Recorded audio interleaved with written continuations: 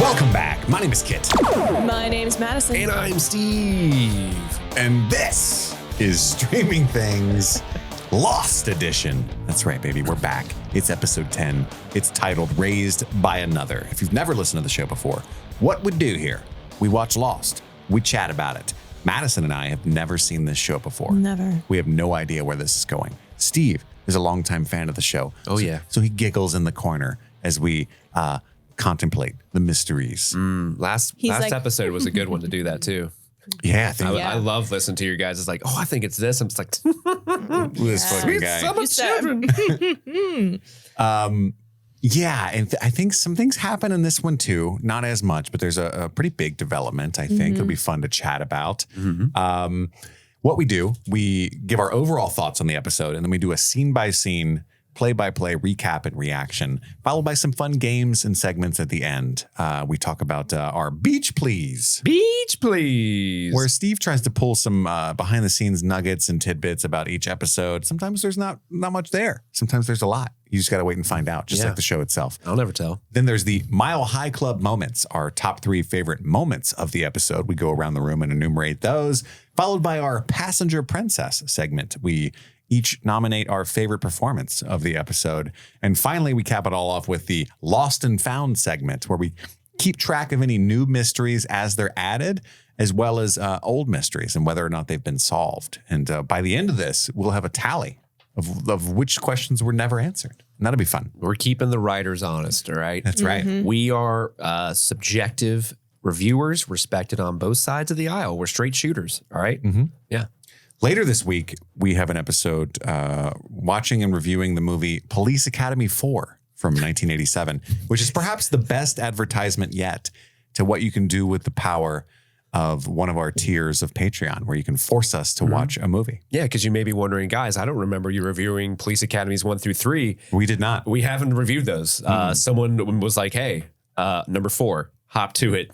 In their defense, does it really matter if you watch the first 3? I think it does, but we'll talk. That's a different discussion for a different episode that probably is coming out on Wednesday. That's right. That's right. We've got some good episodes coming up for the rest of the year. Scott Pilgrim versus the World, I think, is next week, if I'm not mistaken. A bunch of good stuff coming down the pipeline, as well as our Christmas poll is currently live. It looks like Gremlins is winning, but if you are a patron and have not voted yet, you can vote on Klaus, Gremlins, Kiss Kiss Bang Bang, Great movie, or Scrooged. Also a great movie. But I think Gremlins is winning pretty handedly. Pretty handily. Yeah, pretty sure. There's someone poured water on a mogwai and got more votes. Is that what's happening here? It's a good movie, but it's not like it's Gremlins 2 here, guys. That's true. It's not Gremlins 2. If it wins, maybe we'll nominate Gremlins 2 for next month. That's right. Die Hard won last year, I think. That's why it was not a choice this year. Yeah. But yeah, that's the Christmas poll. But the Die Hard episode North is Pole, if you will. available. You can look at. We did release that on the main feed, so you can go back. Why didn't I call it the North Pole on Patreon? But like spell pole differently. Missed opportunity. Son of a bitch. Damn. It's nothing worse than a missed pun opportunity. That's okay. But I got some great news for you. You better Kid. cheer me up after that. Amazing news. Guys, it's the holiday season. And you know what you can do? Oh. You can go on the Streaming Things merch store Got a couple and get yourself a Streaming Things Happy Holidays and Happy Streaming hoodie. Madison is modeling the green color. That's right. You can get it in multiple colors, blue, green, or I'm sorry, not blue, black, made some shit green, up and red. immediately. Black, green, and red. Making shit up. And it can either be a sweater or a Shirt. or sweatshirt or a shirt. And we are modeling the sweatshirt. I have the red one on. Hello. I have a black one. I'm not wearing it because I'm hot. It's very nice. Like I don't know if you can tell on the video, but there's the 3 Santa Clauses representative of the 3 of us. You can see Madison over there. But also if you look at Kit and I, there's some Easter eggs on our drawings that they snuck in there, like the A24 Santa hat that Kit is wearing, or the Pip and the Dog belt buckle that my Santa is wearing. So if you're a big fan of the show, tattoo. The Any Hoozle tattoo. Yeah. So if you want to have a great gift for someone that you know who's a fan of the show, you can do so. Go and order that now. That's right, baby. If you pre-order it before the 13th of December, which is very soon because we're recording on the 10th, you're listening to this on the 11th. If you pre-order before the 13th, you can get it just in time for Christmas if you want to give it as a Christmas gift. Yep, December 24th. Yep. I love it. Thank you so much to our merch team. Get those now. You can also email the show at streamingthingspod@gmail.com. You can support the show by going to patreon.com/streamingthings, as many of you know. However, you can also support the show for free. Times are hard. It's the holidays, so times are harder.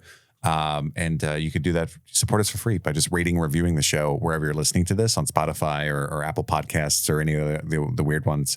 And that helps us a lot. That helps people find our show. And also, holidays, a lot of people don't talk about what a stressful time it is for many. So stressful. We hope Very that this show is lowering your stress in some way. And we here for you. You're not alone. We appreciate you all so much. And I'm literally stress eating right now. he is. That's Steve's also, it's your love language as well. Well, you've been waiting for that for a while. It's true. I ordered this 2 hours ago and it finally arrived. Finally I'm eating it. arrived. That's what you get for being the kind of particular brand of piece of shit that DoorDashes McDonald's. That's Hey, right down the street. Don't act like you're better than McDonald's, okay? Put some Vegemite on your sandwich. Oh, Squirt that Yeah. little. Actually, The little anus Yeah. Vegemite. yeah, if you guys aren't aware, Are you going sometimes to put it on your hash brown? I'm going That's to a put it on good my hash idea. brown. Yeah. Wow. If some of you guys don't know, we have a PO box. You can send us stuff on the PO box, and we do an unboxing stuff. And if you go on our YouTube, you can see us open up some of the things we get on our PO box. And this week's, I don't know if it'll be out by the time this Lost episode drops, but this week's unboxing, we got some Vegemite from longtime listener of the show, Kate. And we haven't actually tried it yet, so maybe I'll just put a little dash on the hash brown here. What could go Be wrong? wary of the. Oh, Oh my no. God. You squirted a healthy dose of Vegemite Looks on like there. a little dog turd just Oh my right God. on top of my. It's a candy You're cane. you're eating a salty paste with a salty food. I'm Well, gonna be I so think dry. I think it's typically due on crackers. How is it?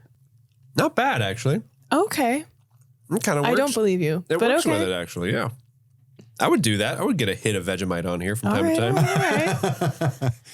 Back to Lost. Once again, it's called Lost, episode 10, Raised by Another. What are your overall thoughts? My overall thoughts, I really enjoyed this episode. I feel like we're getting some good momentum, especially from last episode. We're really diving into the lore of the island, which is what I love have. lore. I love a good lore. It's way better than Data. Yes. And I think they're doing a good job at exploring the island while also integrating everybody's backstories. Obviously with this episode being Claire's.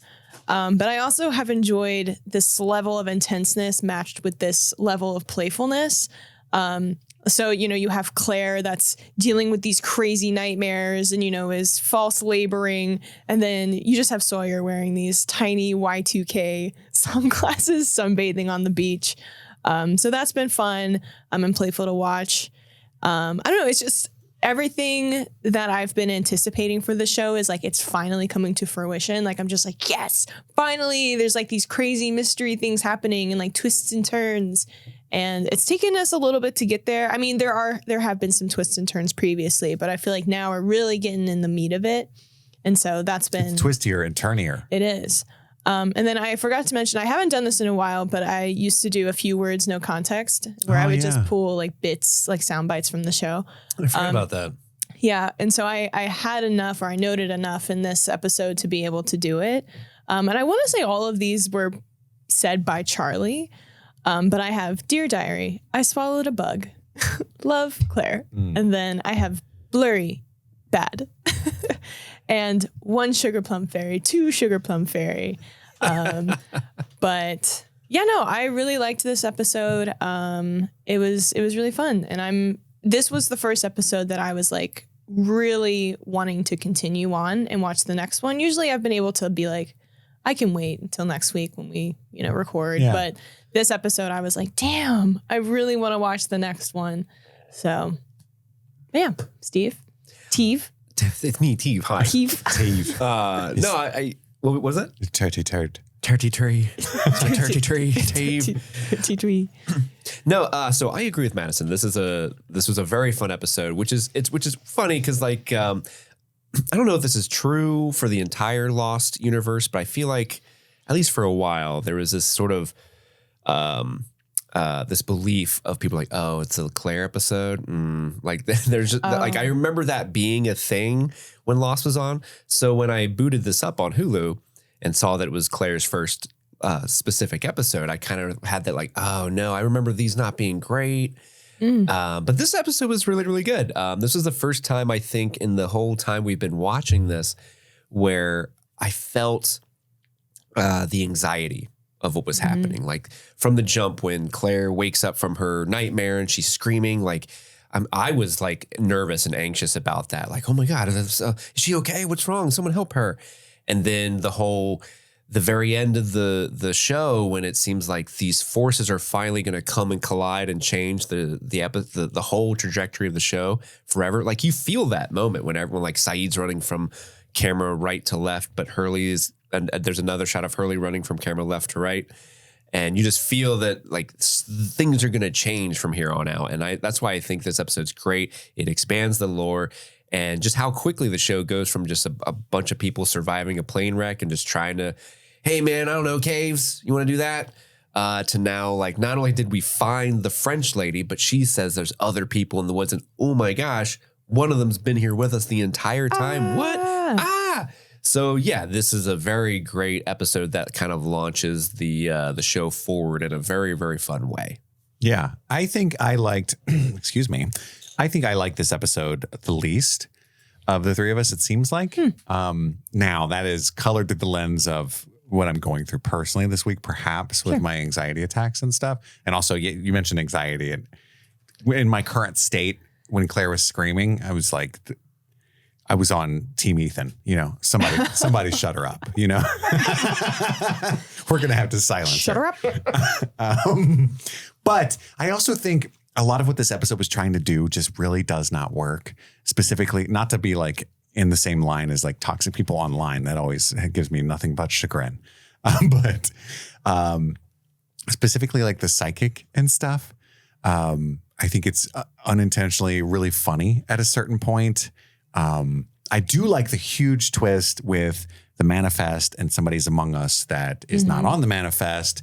And it's, of course, it's fucking Ethan. We kind of shouted that out last week where I was like, who the fuck is that guy? Ethan's in the woods whispering. You guys were joking about that. Yeah. And you were probably having a ball thinking about, So we kind of called that up, but I think that's a great twist.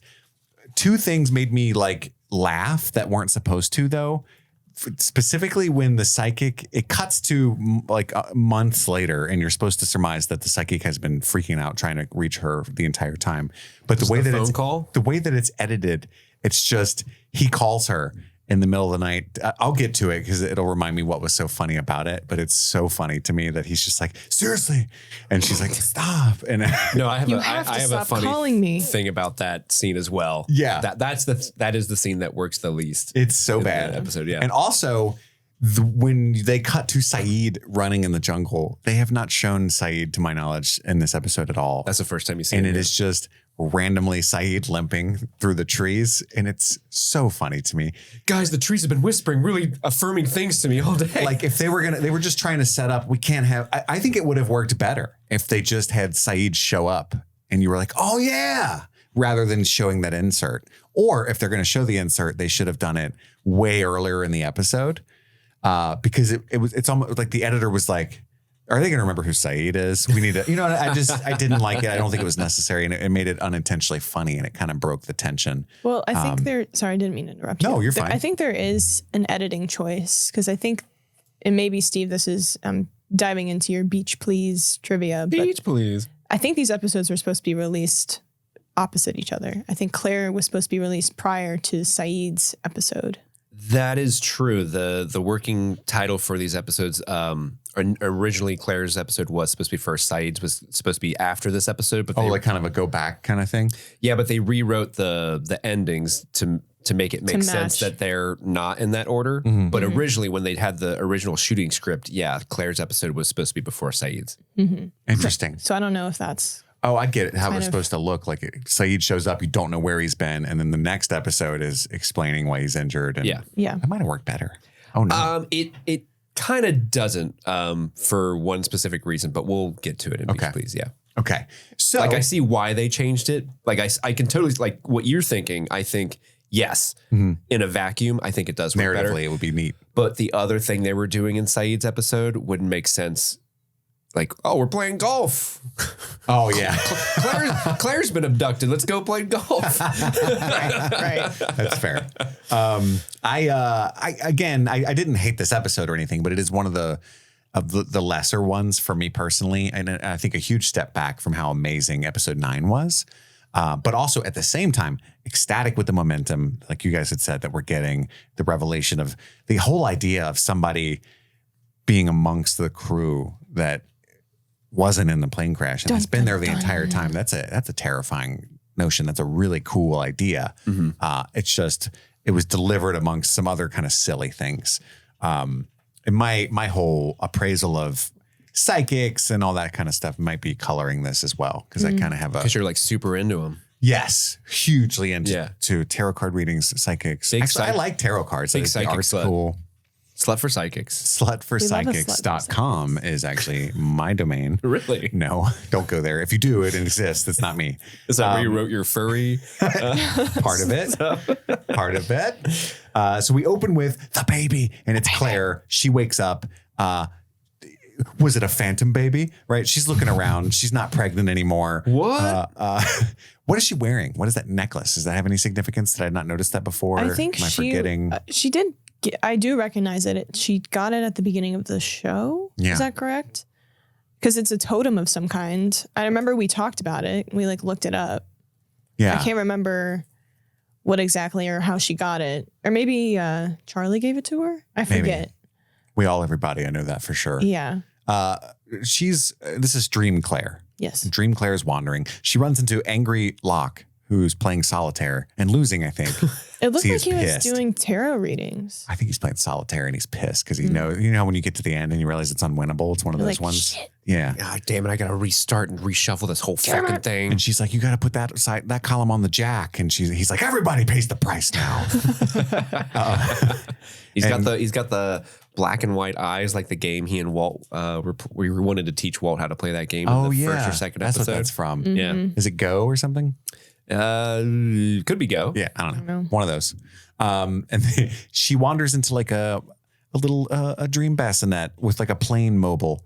And I loved that. Little detail. It's great. Yeah. And then like a puddle of blood is what's being swaddled in there. So it's a really cool motif. Everything. Yeah. That's Typically, you throughout don't the stream. swaddle that. Blood, no. Yeah, it's much better to have like it in a container, not like a tampon. like a wrapped. Yeah. It's a lot of cleaning, a lot of laundry to do. That's true. I like this opening a lot. Very good. Yeah, I think of all of the openings, this one's been the most. This is one of the more horror episodes. Yeah, sinister-y, scary. Yeah. And then Claire wakes screaming like a crazy banshee. And there's actual blood in her hand. That was intense screaming too. Like it was very well done. Yeah. Legit. Like the second time specifically, it's like grating. Like, again, I was like Team Ethan in that moment just because of my anxiety. She is channeling her scream queen. Yeah. I dig it. And her hands are bloody. Charlie's trying to calm her down. I really like this kind of surreal dream experience that she has. There's a lot of symbolism in there. I do love this is a motif that comes up a lot in Lost is episodes will start on someone's eye opening. Like I think that's how the first episode started with Jack opening his eyes. Literally his iris. It happens a lot with people. And so that's just kind of a neat little because the whole show's line. about fucking opening your eyes and seeing what's really here, Yeah. man. Seeing where you really are. Man. Have your eyes open. I got a beverage, man. And then we go to the past, I think. No, not yet. Jack is treating Claire. She's cut her palms. She's like, it must have been one hell of a nightmare. Yeah. No shit. Yeah. Like Jack. Her fingernails have dug like a 1/4 inch into her hand. That's what Jack said, which is like, Jesus. It's a hell of a nightmare. Yeah. Who's doing your nails, girl? Seriously. Jack also tells her a story about how he used to talk shit in his sleep and one of his girlfriends. And that could just be like a one-off kind of thing, but it seemed mildly important because of the detail where she says, "What did you say?" And he's like, "She didn't like it." And that just seems weird a weird detail to put in there. It seems important, but it might not be. Maybe he was just like, build a dam. Infrastructure. Roads don't go there. Pilots up there. That's his thing. He's really into He's out infrastructure. of breath while he's sleeping. Yeah. Get out of my house. I think he seems to have caught his breath. He hasn't really been that way in previous episodes. Yeah, he's toned it calming down down. a bit. I think after like 10 episodes, one of the directors finally took him aside and they're like, Matthew Fox, hey, love you, buddy. Love you, but Could you not do a marathon before? the audio team is really struggling with these deep breaths. He asks her about her OBGYN and like, why was he cool with you flying so late in the pregnancy in their third trimester? You know, which we had talked about when the show started. I was a little confused about her flying then. Eating plenty? She's like, yeah, lots of boring bananas. And then he asks, what was the date that you found out that you were pregnant? And then we cut to the past, the date she found out she was pregnant, right? I go back in time. The first time we've had like a little prompt segue to the flashback like that, I think. And it's her in the past. If you were to have a flashback right now, like roughly, what was going on the date you found out you were pregnant? Roughly, if we had the ability to do a flashback. Like Wayne and Garth do that thing from Wayne's World across the screen. She's panicking. It's like the That's So Raven, like yeah. You nasty. you're nasty. And then her douchebag boyfriend wants her to have the baby. He's Tomas. like, we can totally do this. We can totally do this. Oh my Fuck God. Tomas. I would love to I could sell one of my paintings. And right now it's just paint by numbers, but I'm really coming along. Okay, so I hadn't seen this episode in a while. I'd kind of forgotten this particular part of her backstory. So when Thomas is like freaking out and he's like, oh my gosh, hey, you know what? We can do this. We can do this. You've got your job. I've got my painting. As soon as he said that, I'm like, fucking villain. That's a villain right there. Get away from him, Claire. That guy's bad news. Yeah. I have my art. No. I've got my paint. That's not a job, sir. You have your fart. And yeah, they're both kind of panicking. You know, he's like, maybe the test isn't real. You know, they told my uncle he had testicular cancer, and like, he's dead, Thomas. She's also like, I'm 6 weeks late. Like, obviously, dude. Baby, Yeah. I don't know the math, but the baby's almost here You're right. at this point. Yeah, correct math. You're mathing right.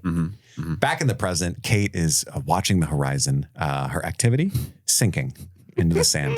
Just like her mommy taught her. Have you guys I done thought that? that was so funny. No. You just stood on the shore and sank. Just let yourself sink. No. I do that. I've spent the least amount of time at the ocean out of the three of us, most assuredly. Oh, I don't know. I'm pretty low. I saw my first ocean like 4 years ago, and I'm 35. Okay, well, maybe. Well, I was going to say, like, if you're saying that because you're anti-beach, I am also anti-beach. My job is beach, actually, but it's not ocean. No. I don't enjoy beach. I do like beach, but beach don't like me. I don't like beach in every crevice Sun hurts skin. of my body. I do. Get in there. Get in there. Get in there, beach. You love sand. Beach, please. Get in there like a bidet. No, but like you're just looking for a reason to use your bidet at this point. I am. Please get something in there. But even like the sand hurts my feet. We were hiking along, trying to find this nude beach. We found it, but I never noticed that like the big sand. It was like a big sand, like this sand that gravelly. hadn't broken down. Yeah, it was like this fucking hurts. This is fucking sand. What's going on? Right? Like I don't know about beaches, you know. Owie, and it's hot too. So I'm like, Yeah.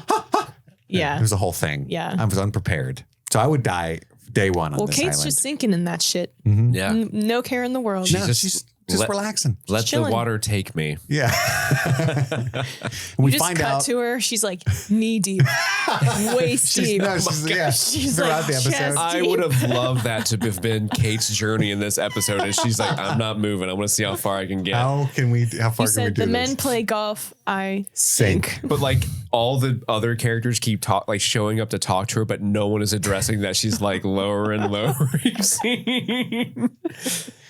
Hey Kate, I know this is kind of like not cool to say right now because you're worried about Saeed, but he'd be proud of you right now. Yeah. What the fuck was that about, man? What does this even mean? Saeed's been I've gone. known that guy for like a week. Right. We find out he's been gone a week. Yeah. And Claire is fitting the bust, is basically what Jack says. She's fitting the bust. In the bust. She's gonna have the baby. She's about a week from due date. And then we cut to Charlie, who's bringing Claire some tea. I assume it's Earl Grey, a nice English breakfast tea. I can't be sure. And he offers to be her friend. with benefits, I think. It's implied that he's like proposing at this moment, right? Like, hey, I can I'll be a little more than just your typical friend. You've had a great Wink, experience dating unemployed artists, I think, and I could be the next one. Yeah. How do you like an artist that just kicked drugs? Look, I know that I have the least amount of survival skills here, and I think for that reason, I'd be the best one to help you raise this baby. Also, I can't fight, so I can protect you. Also, I just really want somebody right now, and I need you to help me emotionally. Listen, That's my summation of Charlie. before you met me, Charlie, did you have access to delicious creamy peanut butter? You didn't. Were people serving you tea in the middle of the woods? I know. Here's No, the they question. No, they weren't. Was there really tea in that cup? It was just hot water. Or is he just insane and he's keeping this going? Like, brought you some tea, and it's an empty cup. And she's like, I'm tired of the tea parties with this psychotic man. I'm not 12. Please stop making me use my He's like, imagination. Anyway, He's like looking at so good. Would you like more sugar? And he Charlie- like just pulls out like dirt and just sprinkles it into her everything cup. he does is probably that way. He probably has sex that way. Ooh, is that a good? Ooh, it was so good, wasn't it? Was that a good orgasm you had? Wink. He's just gaslighting her. We all, everybody. Yeah. And we cut back to the past. She rebuffs him. Oh, actually, real quick before we cut back, what do you think Charlie's dream means? Like, have you ever like tried to like? I think it was just digest like what a dream means. A silly dream. No, I hate people that talk about their dreams. In fact, Yeah, he had a dream where he was what was he driving a bus? His teeth are falling out. His Yeah. Mom mom was was making biscuits and everything smells of bacon. I don't think there's I think it was just purposefully absurd. I love it. His dream. Honestly, if I had a dream where everything smelled like bacon, That's a good start. Don't wake me up. Well, I know the teeth falling out is a sign of anxiety. And if he's driving a bus, I don't know.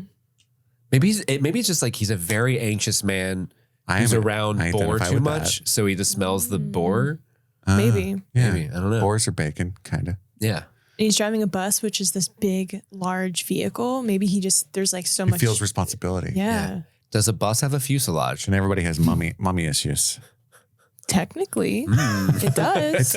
It's one big fuselage. It's one. It's a fuselage on wheels. Yeah, it is. That's right. Bus for short. That's what it means. Fusa bus. But she turns him down, essentially. She understands that he means like, I want to be your boyfriend. And then he like walks away. Yeah. I'm like, well, what?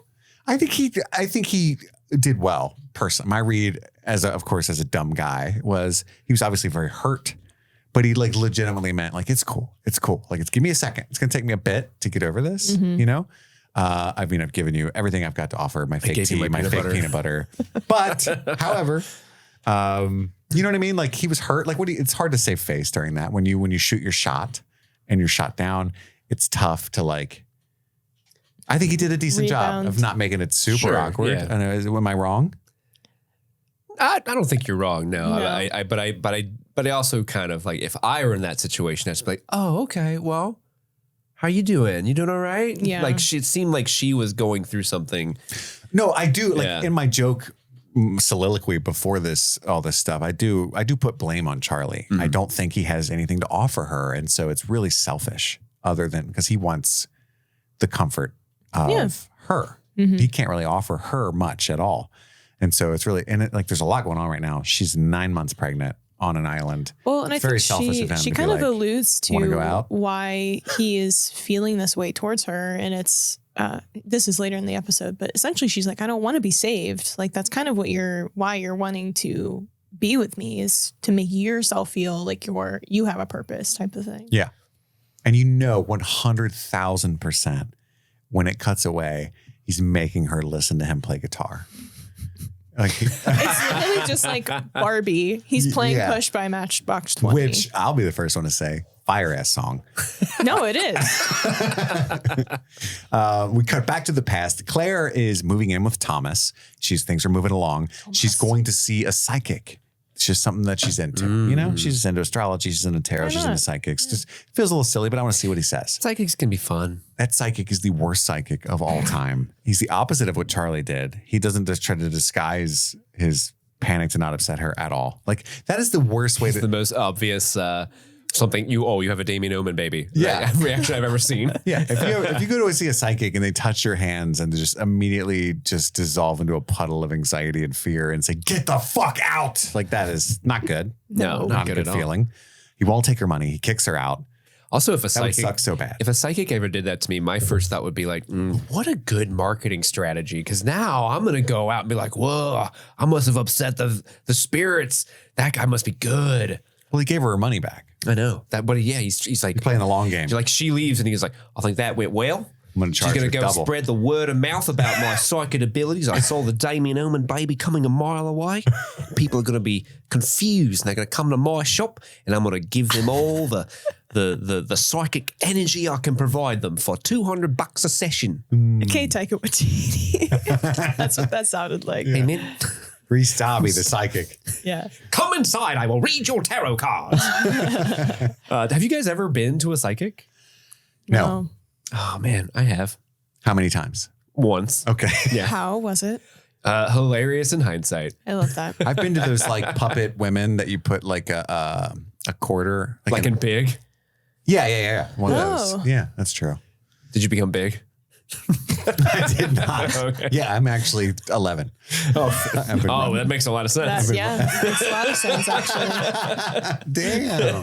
Guys. I've never done a psychic or any of those machines. The only like weird supernatural thing I've done is a Ouija board, which I think I've talked about that on the show before. But anyway. Yeah, we went to a psychic. This is when I was together with Sam still, and we went to a psychic as like a laugh. And Just having a laugh. this was very problematic at the time, but in hindsight, it was kind of funny. Where like she read us and was like, "Oh wow, are you guys getting married soon?" Which we were. And it's like, yeah. It's like, oh, you guys are gonna be together for so long. Oh my god. No. Oh man, so long. Oh, you're gonna have twins. You guys are gonna have twin babies, and I'm just like, don't bring up babies, please. No. That didn't come back and bite us at all. Not even a little bit. Not even a little bit. Well, maybe she knew, and she knew that's what she needed to say to set you on the path. Yeah. Short Erica. We left and like, oh boy, from word of mouth, they're going to say how bad we are. And people are going to come in here and see just how bad it can get, boy howdy. Boy, I don't think You Australians should say send him a boy message She saying wasn't you were even not Australian. Ma'am, you were 0 for 10. right. Yeah. Update. 0. I'm gay. Back to the present. Claire has another nightmare, as what was my read as I was taking these notes, of someone trying to get the baby. But she thinks somebody really did try to kidnap the baby and like inject something in her stomach, which actually turns out maybe that was going on. Who knows what Ethan be up to? Jack and Hurley start scanning. So they believe her and they start scanning the perimeter. They send out the troops. And Hurley's got another good idea. He's like, hey. You mean Hugo Reyes? Yeah. Hugo Reyes. He's like, people call me Hurley. That's not even my fucking name. Like, that's how little we know about each other. Yeah. My name is Hugo Reyes, you know? He's like, I was spot on with the golf thing. Listen to me here. Hugo knows things. We need to do a census of the island. That way we can kind of track who the criminals are. And I love the path he takes to get to that point. He's like, I'm out here looking for a psycho with Scott and Steve. And I have this realization, who's Scott and Steve? It's great. It's a very good point. It's I a don't very fucking know these guys. It's a very good like fourth wall kind of joke because there are like 40-something survivors. So anytime a new person just shows up on screen, it's like, who's that? Right. Yeah, and I feel like I had this thought watching this because back in the day, this is how TV was. Like they were writing, shooting, and airing episodes at the same time, right? So you didn't just film all 22 episodes. Like it was an ongoing process. So TV shows had an ongoing dialogue with the audience, and they could react and change things that were or were not working. And they might have been like some online feedback of like random people keep showing up that have supposedly been there the whole time. You know what I mean? And so it could have been on their mind when they really kind of called attention to it in this way. And but it's interesting. It's a bold move for the reason of you can't really drop Ethan's anymore once you do this. I mean, I guess we weren't privy to the entire census, so they could still just randomly introduce people, I guess. Yeah. But it makes it a little more weird when they're making an effort to call attention to it like this. Yeah. So they've got like, of all the background characters, they've got like Scott, Steve, Lance. Yeah. Ethan. Ethan, but like I can't think of all. There are a couple other. There was like a named woman people. There was a in woman this episode that I hadn't met before. Yeah. Oh, you'll definitely get some more people pop up out of nowhere. Like, Yeah. I've been here the whole time. It's season 3. What? Yeah. I mean, I Where just have you think two been? that's just the nature of TV. I mean, that's kind of how Yellow Jackets were. I mean, we met Yeah. 3 new characters in the beginning of I really season wish 2. I had seen Lost before Yellow Jackets because there were so many people talking about Lost while watching Yellow Jackets. Yeah, And now there's it's a like, lot I of- 100% get why. Yeah, there's a lot of parallels between There is the two no shows. Yellow Jackets without Lost. But then Charlie brings Claire a blanket. He's not sore about being, denied. It's a real blanket. Lost ate a boar so that Yellow Jackets could eat a Jackie. It's true. Write that down. Write that down. Write that down. Put that on LBXD. That's a tweet. That's a tweet. that's good. I'm gonna use that later. Thanks. Nobody will Write that. know. Yeah. We cut back to the past, and Thomas comes home. He's being weird. She's like 6 months pregnant now or something. And She's like, hey, I got these drapes from this woman named Kate. they're decent. Yeah, that's in my notes as well. Are they Kate's drapes? And suddenly he's like, I can't do this. He's breaking up with her, 6 months pregnant. He's really leaning into the Claire. I've got to do my painting. All right, I just realized. What about my painting? Claire. This is like a lot, Claire. And he breaks up with her. What a dick. He says that she got pregnant on purpose. Yeah. That's He's a piece of shit. shit. Yeah, you wanted all my painting money that's going to come, and this is all a plot for alimony. Like you have nothing, dude. He's a stinker. You've got a flat. Literally, the last time we were in this flat was before she moved in, and now we're here and she lives here, and the place looks a million times better. Way Yeah. better. What are you She bringing has to the dra- table? They have drapes now. They have drapes now. She got them from Kate. She's making $5 an hour at the burger farm. You're bringing in nothing. Fish Yeah. and fry. Fish and fry. Yeah, what is he? He does not go like, because he comes home and she's like, oh, did you have a bad day? Doing what? Literally. Painting? I was out at Michael's trying to, they didn't have cerulean. They didn't have cerulean. I need cerulean. I'm in my cerulean period. This is my era. Ceru- It's my cerulean period. yeah, this is my painting, Thomas's version. Yeah. Thank you, Madison. I got you. Don't worry. I'm on the same page as you. This episode was brought to you by BetterHelp. Sometimes in life, you know what's good for you, but your brain gets in the way and you just can't quite pull it off. Like when you're trying to fall asleep at night, you got to get up at 7 a.m. You got to work. You want to go to the gym before work, but at 3 a.m., you're just thinking about hippopotamuses, hippopotami. I don't know how to pluralize it. It doesn't matter. You get the idea. So sometimes your brain's getting in its own way. You know what you should do, what's good for you, but you just can't do it. Therapy helps you figure out what's holding you back so you can work for yourself instead of against yourself. You can help find the blocks in your life that are getting in your way. And BetterHelp can get you there. It can match you up with a licensed therapist to help meet your needs. If you don't like your therapist, you can switch free of charge at any time. It's entirely online, designed to be convenient, flexible, and suited to your schedule. Make your brain your friend with BetterHelp. Visit betterhelp.com/streamingthings today to get 10% off your first month. That's BetterHelp, HELP.com/streamingthings. Ho, ho, ho. Happy holidays and happy streaming, everybody. This month, we want to give a special shout out to all of our patrons who keep the lights on at Streaming Things, but we especially want to give a special shout out to the super patrons. They are Kaylee Sampson, Stanton Valentino, Anthony Corona, Infamous, Brent Stradamus, Sunshine, Huckleberry Cauliflower, Optimus, Mike from New Hampshire, Brett X, Emily Scarano, Little Tickler, Svento7, Jay Scramo, Haley Anderson, AK Ashley Ray, Adam Busby, Wendy O'Laughlin, Joey Stewart, Jason Hawkins, Big Butthorn, Conrad, Rabbit Dog in a Barbie Car, Charlie Friday, Alexis Adler, Linda Eklund, Emmy, Joe Velez, John Collins, Amber McVeigh, Amanda King, Trisha Bueller, Sun Loving Mortal, Suzanne Rode, Lauren Waller, Jadinklage Morgoon, Jen Robinson, Kalisha Reeves, Aaron Armstrong, Kevin Strother, Ryan Moore, Ashley Powers, Stephen V, Casey McCain, and of course, Enza. Thank you all so much for supporting the show. And with that, let's get back to it. We're cutting back to the present, and it's Hurley taking the census, as he had talked about. He gets to John Locke, who freaks him the fuck out, which is hilarious. Because he kind of gives him the third degree about asking him the questions. Who watches The Watchmen, Hurley? Exactly. Me? I'm just fucking with you. What were you doing in Australia? Looking for something. Gotcha. Looking for something. Okay. Did you find it? It found me. Me. Not cagey at all. Which I like. No further questions. I'm with John Locke on this. You don't answer cops' questions. You just don't. No need. He starts filming Hurley. Oh, yeah? Just taking census? What are you doing here? Yeah. What did you find? Can't just pour sand out of a baby's shoe on a piece of hide on a beach anymore without being fucked with? I do love, like, what is he doing? I love that he's just pouring sand out of a shoe. I guess it's like curing it into I don't know. I guess maybe something to do with the tanning. But I did love the utility Whatever of the it is, baby it's shoe. important. Yeah. Yeah. And where is that baby? That's very sad. The baby. I assume there's I don't want to say it out loud, but it looks like there's a dead toddler on the plane crate, on the fuselage.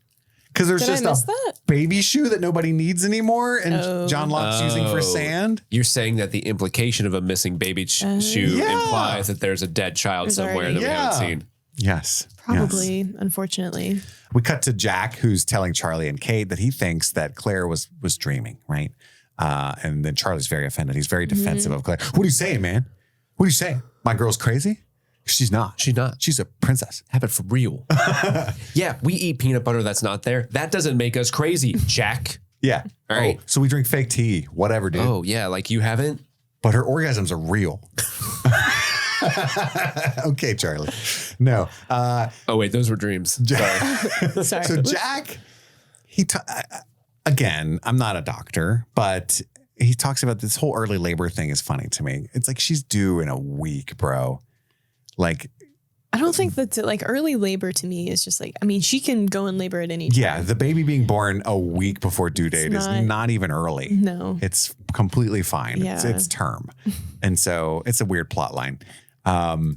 Like, 5 weeks, even 3, that's might have some complications. But a week is not. Come on, bro. I don't think there's any major health issues or precautions you would need to take with a baby born a week I mean, prior. she's probably going to die having a baby on an island with people who don't know what they're doing. Because even if you're a doctor, even if you're a doctor, he's not a doctor that knows a lot about delivering babies. It's not his expertise.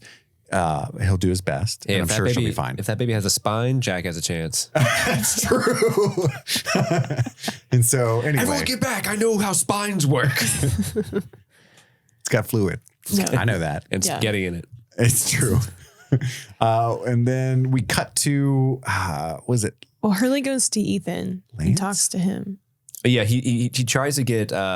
He questions Ethan about the census, but mistakes him for Lance. Mm-hmm. And he's like, no, dude, my name's Ethan. He's like, Lance is that skinny little guy with red hair.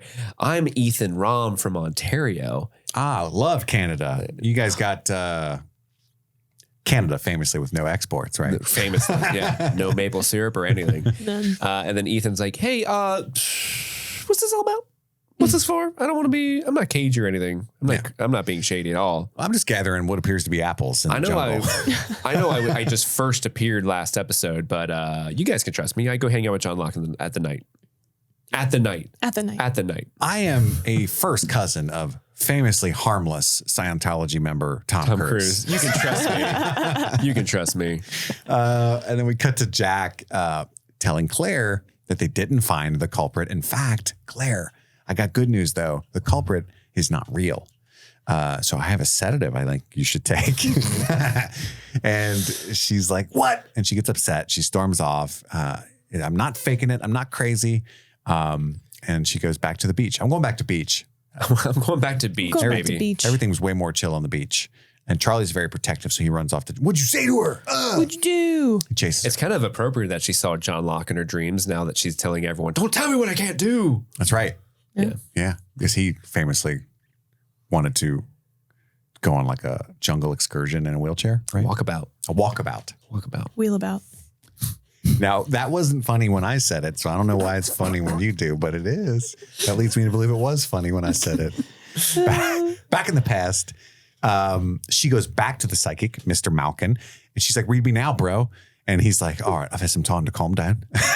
And he agrees to. My guerrilla-style marketing campaign did not work out. I saw a thing. I need the money. It was a little blurry. Guerrilla marketing campaign. His times have been tight. Should have taken that money. I'm almost out of Vegemite. And all right, full disclosure. What I saw was blurry. Which is bad. Might have been good. Could be one of two things. It could be a blurry baby or Bigfoot. We don't know. We used to watch a channel when I was a kid. 72. Pretty blurry. Every now and then. If you're patient, you can see a boob. Clear enough. And he says to Crikey, her, look at the size of him. Look at the size of that nipple. that bosom. Isn't she a beauty? Isn't she a beauty? Crikey. We're just diving into Steve Irwin. Steve Irwin watching porn. Lovely. Oh, wow. I'm going to stick my thumb right up his butthole. Look at that gate over there. It looks like a Vegemite aperture. Look at that. Yeah. Look at this thing. Oh my god. I don't know if you're able to see it because it's got the brown of Now the it's got Vegemite. the So brown. now You're you- pointing it at me. Pulsate it. I hate that I container. hate it too. It's so gross. Any hoozle. Anyway. He tells her it is crucial that you yourself raise this child. Danger surrounds this baby. There is no happy life without you for this baby. And she's like, oh, I was going to give it to adoption. He's like, that is the fucking opposite of what I just said. That's fucking stupid. And then we cut to the psychic. Literally, it's a hard cut to her sleeping from her storming out, telling him, I'm giving this baby up for adoption. Well, I think that's a commercial break. So if you're watching it when was. it aired, when she storms out at the end of that flashback commercial break, we come back from commercial, she's in her bedroom. It was. But my viewing of this was hard cut to her sleeping, the phone ringing, and the psychic going, I've got a plan. And I'm like, this is comedy. What is going It's on also right now? been like a couple of weeks, right? It's been months. Yeah. She's like, you've been calling me for months. Yeah. And she's like much more pregnant now. So the idea is that he's been hounding her, and this is like so important to him that she raised this baby. So I knew it was a commercial cut. So when it comes back to her, That would help for sure, but it still wouldn't fix it. it doesn't, because so the thing I thought was funny about the scene was when it comes back to her in her bed and he's calling her. I thought it was the beginning of another one of her dreams. Yeah. Because the way it's set up, it's like she's perfectly lit in the bed, but the edges of the bed and the screen are perfectly dark, and they put in like some like outside crickety noises. So I was like, oh, is this like a fun little dream sequence where her bed, it's going to start out where she's in her bed and then it pulls back like, oh, she's in the jungle. Whoa. But no, it wasn't that. It was just him No, like, he would've been really does cool. call her. hi, have you told your friends about how you can come on down and get a psychic reading from me? I'm not really seeing a return on my investment of creeping you out. Yeah. Which I was trying to think Tell how. them to use the code Claire and they'll get 10% off. I was trying to think, post it on your MySpace. I was trying to figure out how he got her number. And then I was like, are phone He's books psychic. a thing? He's literally He's psychic, Madison. Duh. Oh, shit. You got me there. You got me there. But yeah, I assume a phone book. Phone book when Yeah. those existed. Yeah. Existed. Look up Claire, pregnant lady. Right here. 555. Well, we do find out her last name in this. She's single now. Claire Littleton. Littleton. But anyway, he calls her in the middle of the night, blah, blah, blah. Back to the present. Charlie chases down Claire. He has a pretty good logic. Oh, so to prove you're not crazy, you storm off into the jungle by yourself, all pregante. Pregnant?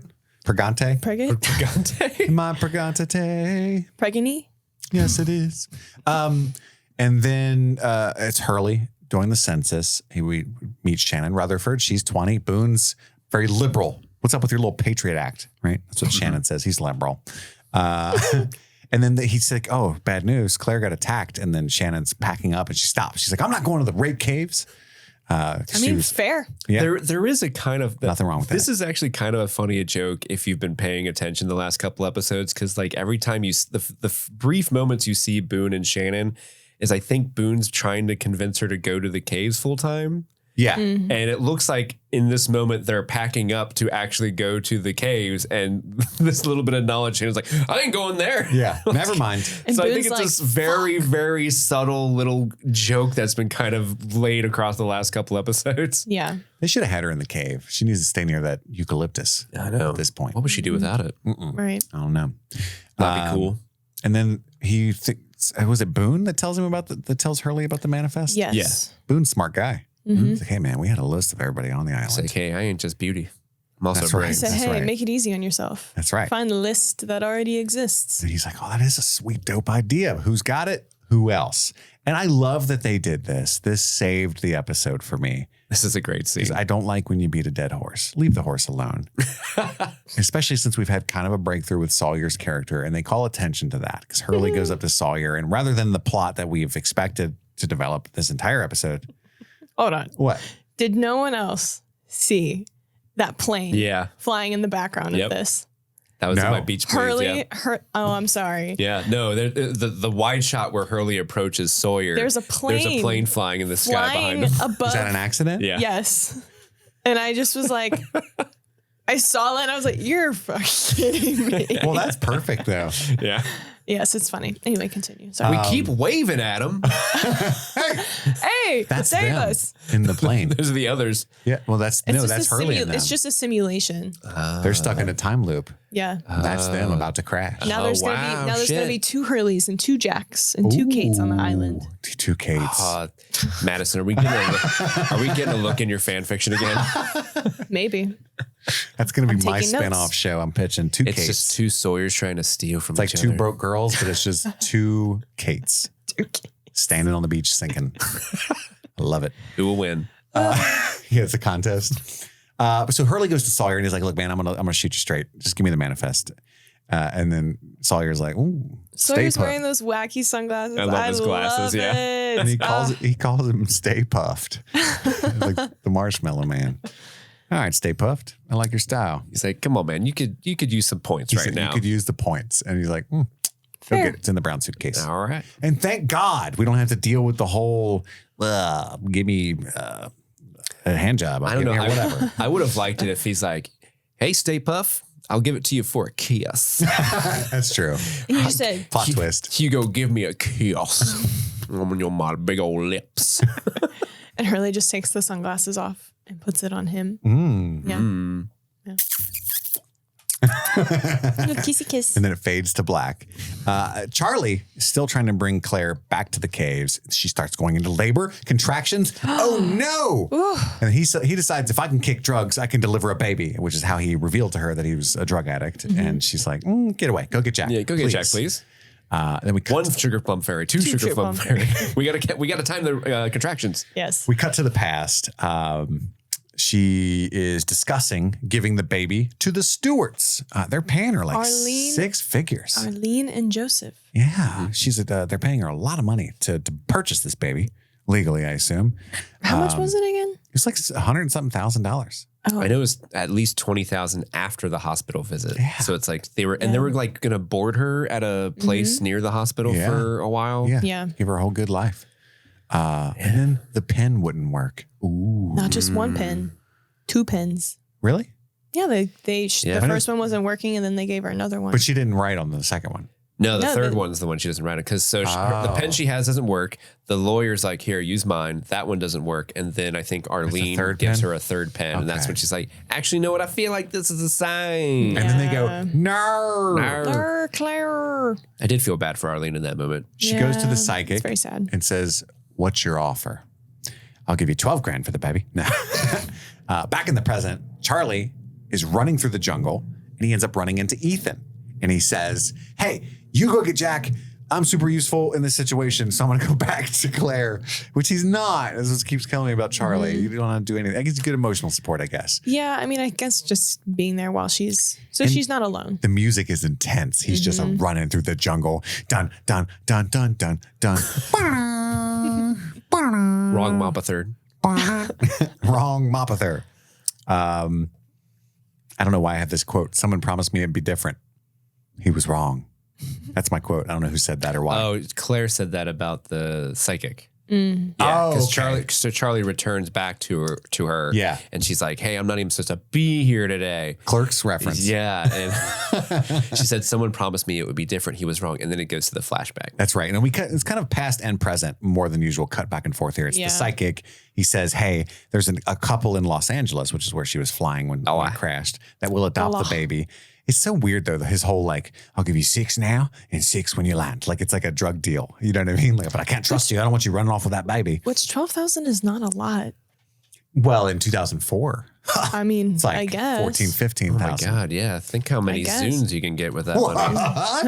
I mean, rent back then was affordable. Yeah. Yeah. You could buy a house with that. That's 3 months Seriously, rent now. that's a down payment. And so But he's really adamant. Like, no, you have to take this ticket. He's very the serious flight's about tomorrow. It has to be this flight. And it's intercut with Charlie telling Claire, no, Claire, what if he knew? What if he knew? And my notes are, knew fucking what, Charlie? Because again, I'm having an anxiety issue. And I'm like, I don't see where this is going yet. But then I get it. Oh, he wanted her to crash. He's psychic. He wanted her demon baby to die. It's the only, well, I don't know about that, but it was the only way he can guarantee that the baby would be raised by Claire because she would be literally stuck on an island with it. Yeah. Yeah. And then we get a quick shot of Saeed limping through the jungle. Haha, are my notes. There was no couple in LA. This is literally right at the end. They're just like, oh, yes, Saeed. The contractions stopped and she ends up heading back to the caves. Saeed, meanwhile. I loved Charlie's birthing emergency averted. Meanwhile, Saeed shows back up at the caves. And he's like, I found the French woman, but I'm super thirsty. I'll tell you guys in a second.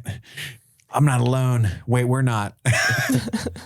That's obvious by me being here with you Did guys. anyone else get bothered that Jack tore what has to be one of maybe 2 or 3 pairs of pants that fit Saeed? Like, who would be being fucking shy now? Take the pants off, my guy. We got to save clothing here. It's just wanting to be dramatic. Kate's not going to be able to make us pants. I'm telling you guys. No, she's already neck She deep in can sand. she can maybe do skirts. And then we cut, Charlie and Claire, feels the baby kick. Hurley's running around. He shows up right as Saeed's dropping his bombs. And Hurley's like, Jack, I'm got a serious. problem. I know you're usually out of breath. Now I'm out of breath. Check this out. One of the names wasn't on the manifest. So somebody is amongst us that was not on the plane. And then who it cuts was to it? Ethan showing up to Prager's and Charlie. Like, Hello there. Hello there. Hello there. Hello there. I know how to deliver a baby. C-section style. Ethan Rum. You know my real name is? Man. Caesar. Whoa. Caesarean. Ethan Caesarean Sections, my full name. The third. It's a family business. But yeah, so at the end of the episode, there's this big reveal that Ethan was not an original plane member. I assume that seems to be where they're going, and he is looking at Claire and Charlie ominously. He's like, "I want to tell you a little bit about my cousin's Scientology. You guys got a minute?" Yep. The baby sure could use it. How do you know about Xenu? So now it's time for Beach Please. Beach Please. Guys, this is the segment of the show where I give you a little peek behind the curtain that is this episode. Behind the scenes knowledge, things that were rewritten, little goofs like a plane in the background of a scene. Yes. All is worthy on Beach Please. You guys ready to dive into this? Yes. Yes. All right, guys. This may seem like a small thing to you, but it will become a bigger thing. This is a little bit of a spoiler, but whatever. This is the first episode where the flight number is mentioned. Oceanic Flight 815 is the name of the flight they were on that crashed. That will be a term that is used hella often going forward in the show. I just Is thought it it like was Earth 616 kind of importance? yeah, like this is this plane Oceanic 815. Like that is a number that you'll hear a lot on this show going forward. I just thought it was interesting that Should I get a tattoo? You should get a tattoo. 815 on my neck. There are several different numbers that pop up in the show that you should get a 69. tattoo of. Oh, boy howdy. Was that on the plane mobile? I don't know if it was on the Playmobil. The psychic is the one that says it when he gives her the ticket. Yeah. Oh. So yeah, I just thought it was interesting that this important number isn't actually ever really said until the 10th episode of the first season. Yeah. Let's see. We kind of touched on this before, but we get a lot of name reveals in this episode. Hurley's real name is Hugo Reyes. Well, we talked about Claire. Her last name is Littleton, and Shannon's last name is Rutherford. Which I can't think of the name Rutherford without thinking of the character from Lower Decks, who goes okie dokie all the time. So now I'm just picturing Shannon going okie dokie. Okie dokie. During a Q&A session in July of 2009, executive producer Jack Bender revealed that the director of this episode, Marita Grabiak, pushed for the opening sequence of Claire's dream to be shot in black and white. Despite politely refusing her suggestion, she kept pushing for it and he had to overrule her. In the end, this resulted in Marita never working on Lost again. Ooh, Yeah, that's tough. The director of this episode apparently did not have a good time filming it because she wanted to do the dream sequences in black and white and was overruled. Oh, so the director wanted black and white. Yeah. And then she was never allowed to work on the show again. She didn't want to work on the show again. Oh. She just left and wouldn't work with them ever again. Okay. Here's the thing though, she was wrong. I think black and white would have sucked. For this style of show, I agree with you. It would seem out of place. Agree, yeah. Yeah. Because the whole point of the show is to make you like, is this happening now? You don't is want to this like real? anything to stand out as like definitely fake, you know? Yeah. Yeah. That's so- tough. Yeah. Yeah. Peace out then. Yeah. But bye, Felicia. Yeah. Bye. Go shoot Mank. Go shoot Mank. It's black and white. Oh, yeah. Yeah. She went on to direct The Artist. No. We talked about this before, but this episode had the production number of 107, while the previous episode, Solitary, had the production number of 108. And it was confirmed by producers of the show that the episodes were written in that order and the ending scenes were re-edited when it was decided to switch their order. And on Jorge Garcia's podcast, the actor who plays Hurley, he said they switched the order because it would be weird for the characters to start playing golf when Claire and Charlie are missing. 100% valid. I agree. So very good choice for that. We already talked about the plane in the background of the scene was so with funny. Hurley and Sawyer. I love continuity errors. They're my favorite. Nick Jameson, who plays Psychic Richard Malkin in this episode, is actually in a ton of different movies that has very small parts.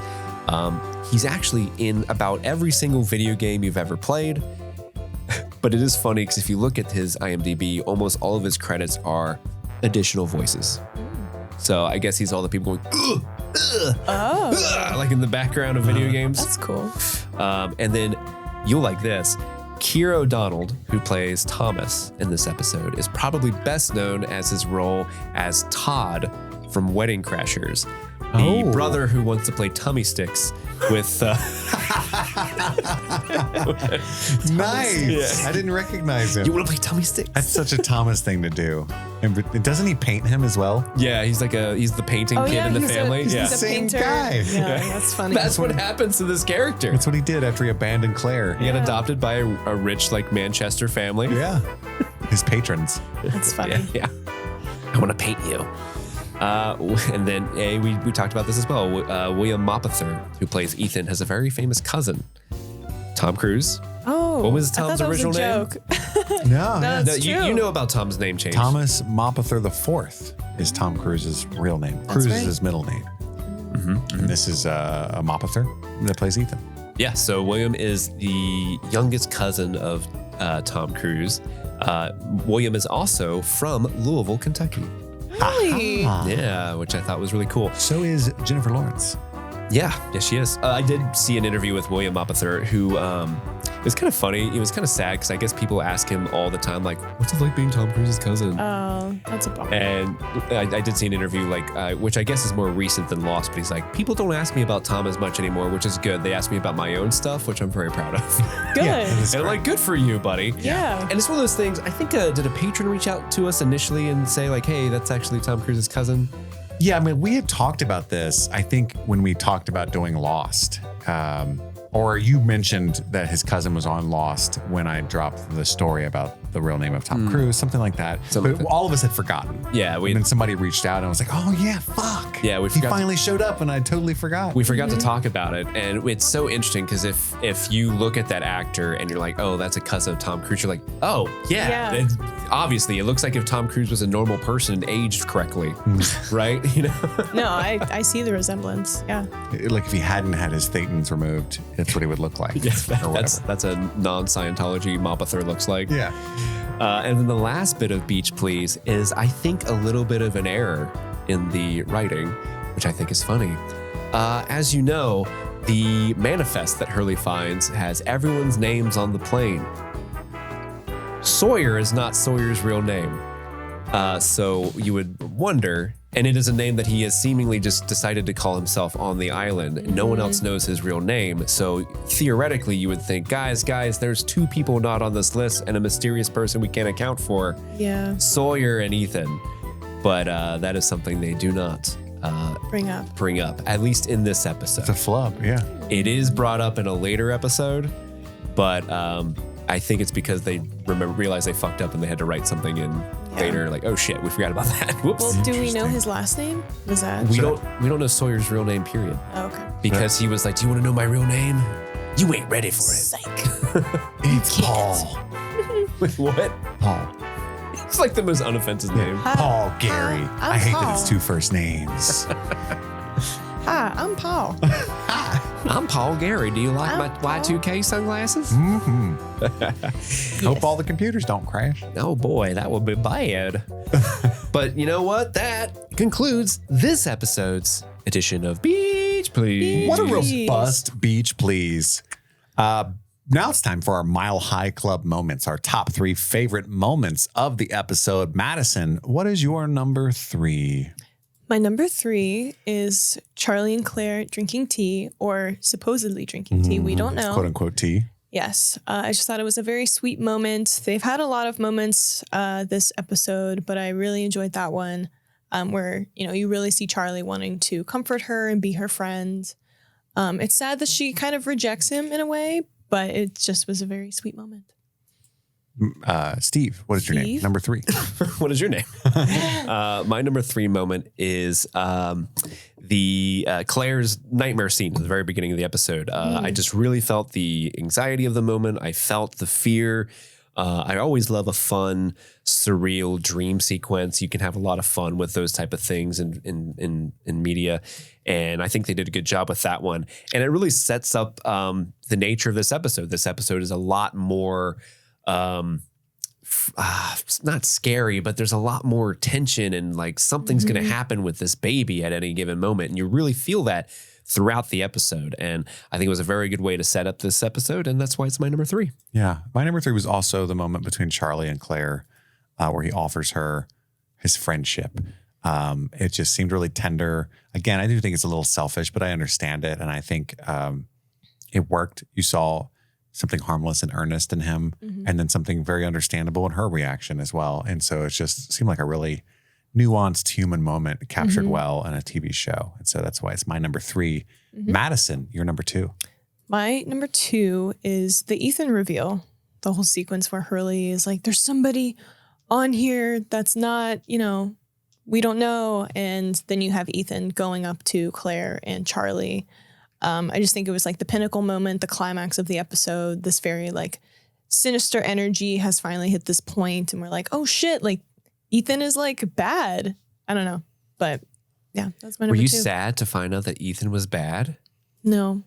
She had a lot going. She was like, Ethan is my dark horse for coolest character.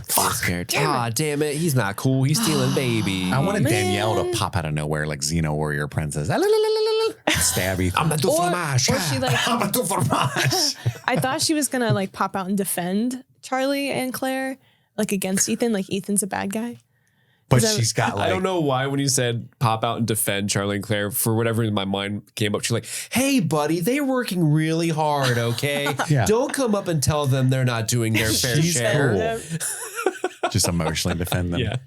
They're doing Can't great. do that. You can't come in here and do that. And Claire and Charlie are like, who the fuck are you? Who are you? Who are you? And Ethan's like, oh, come on. Come on, Russo. What are you going to do? Carry your husband again? She's like, don't tempt me. Roberto. Ooh, good old Robert. What are we on, number 2? Yeah. 2. My number 2 is the forces colliding at the end. I know you think it's kind of silly seeing Saeed kind of run through the woods, but I do like that tension of like, oh, they're definitely building towards something happened to Charlie and Claire. They did the whole like, oh, feel the baby, it's kicking. Isn't life grand? It sure would suck if something bad happened right now. But then the reveal of, hey guys, we're not alone. And then Hurley run in and be like, hey guys, someone's not on the manifest. You won't believe who it is. It's that dude, Ethan. And he goes, hello there. I just really like that. I have the high ground. Don't try it. I love that that ramping of tension, and like I said, it just really feels like a lightning bolt moment of the show of like, oh shit, things are different now. There are others.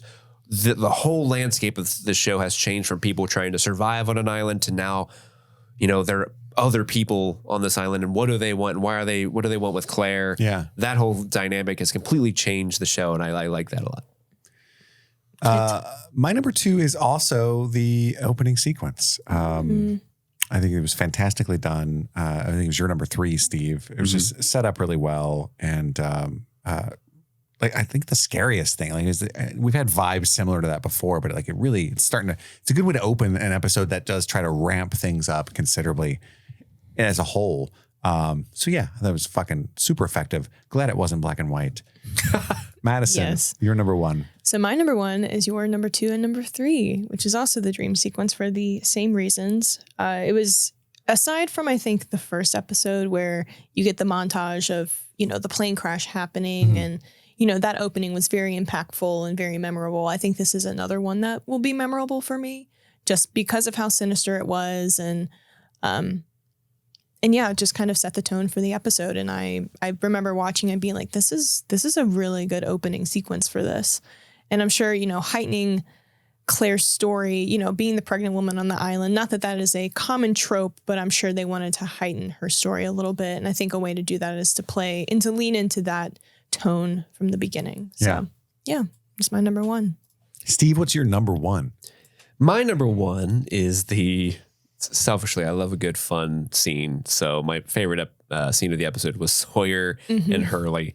Just Hurley coming up like, listen, dude, this is how it's going to go down, my guy. I really want that manifest. And Sawyer just kind of like, okay, buddy. All right. Like, just, I love that. And you can see like Sawyer, Josh Holloway's good at these very small little moments where his true character, quote unquote, shines through in very simple, small ways where you can just see that he's almost like, the ball's on this guy. Hell yeah, you deserve it, buddy. Yeah. I respect this. And to your point, Chris, like it's very nice that they finally flipped the script on Sawyer where it's not like pulling teeth to trying to get him to just be a decent human being on the island. Right. He's finally being okay. He's being his true self. He's letting his nips out. He's putting his Y2K shades on. Oh, He's reading love it. Watership Down, I assume.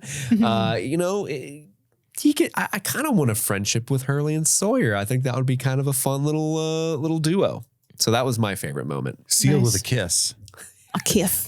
They would have made it my favorite moment of the season. If you want to be my friend, you're going to have to kiss me. On the lips. A little kiss. Tongue first, like A little Kate did. Yeah, kiss. Kate did tongue. Stay Puff, you giving me tongue?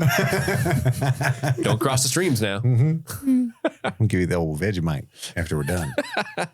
Kit, your number 1? Yeah, my number 1 is the scene with the pen.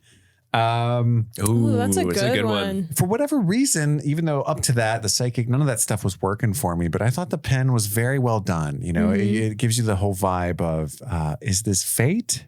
Or is it just something that gave me enough time to further question something I was already nervous about? It seems so real to me, like something that she's already not sure about. And I can't imagine making the decision to give away your child, right? But trying to imagine that and then seeing like the ink doesn't work, doesn't come out, and the second pen doesn't work. And she's like, I can't do this. Like it felt real to me. And then I love that you can put onto it like destiny broke those pens. You can do whatever you want with your headcanon behind the event. But It was Richard Malkin using his psychic powers, like from the other room. He's like, me, me, me, me, me, me, me, me. Just like, But then it cuts to later on the same lawyer like talking to the inventory guy, like, oh yeah, none of the pens had ink in them. Such a weird Silly thing. goose. Yeah. what kind of law office are we running here? It's Malkin in the back in the storeroom, like sucking all the ink out like gas from a car in the apocalypse.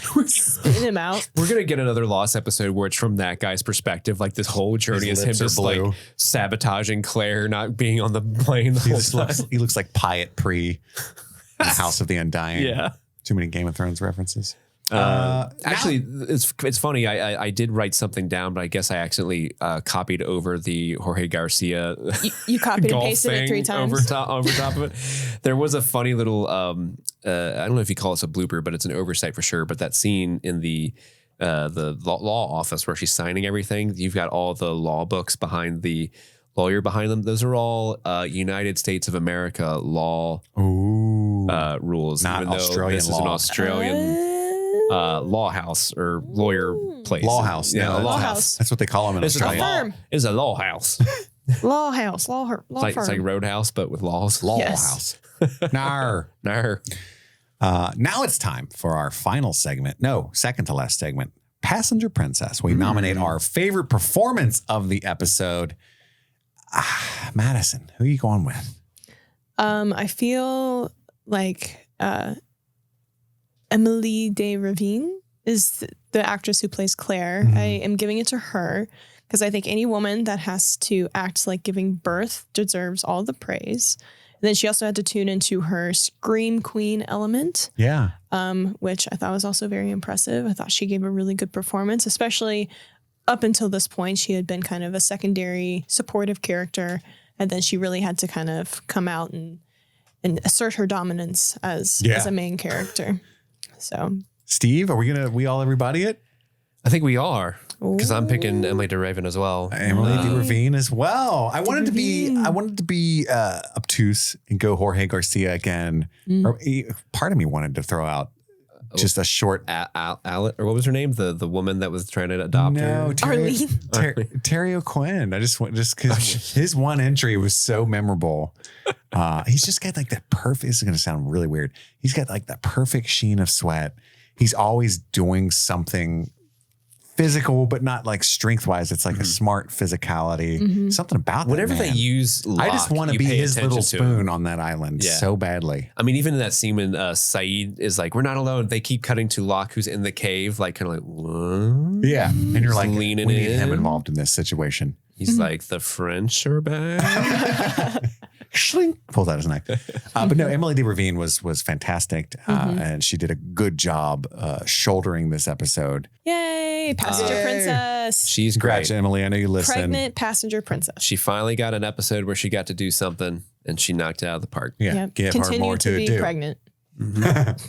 Now it's time for our lost and found. I think we have some big mysteries to add. I know we're Yeah. not going to go through the whole list again. But Yeah, I don't think anything was answered, Nope. but there were more questions raised. How do we this want to week. phrase these? So I have one. Who is Ethan? Who Yeah, is that's Ethan? kind of what I had. Mhm. And then I also had, what does Ethan want Claire's baby for? Or what does Ethan want Claire for? Maybe. Sure. He wanted the baby, I think, because of the needle. But Yeah. but also To what end? Also, I think we have a question of what was the psychic's goal? What is the I think- hovering story behind the baby? I think you could argue it's What was the blurry thing the psychic saw? like you said. What's the baby? Exactly. It's like you said. He probably wanted her to raise it by itself on the island, right? Or raise it by herself on the island. That's why he put her there. But if he's truly psychic, he knows more about whatever the island is. Something about the baby scared him initially, that he wanted her to be the only one to raise it. So What's there's so definitely scary- some more questions there. What's up with that baby? What's up with the psychic / baby? Yeah. How about that? Okay. I'll add that in.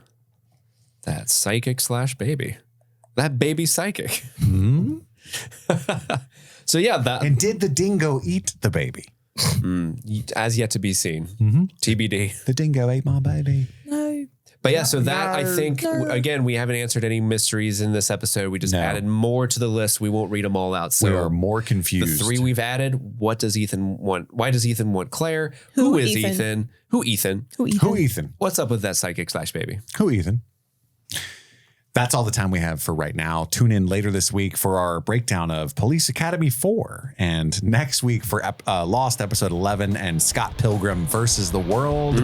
I've got to go return some videotapes. My name is Kit, My name's Madison. And I'm Steve. and this was Streaming Things. Happy streaming and happy holidays. You filthy animals.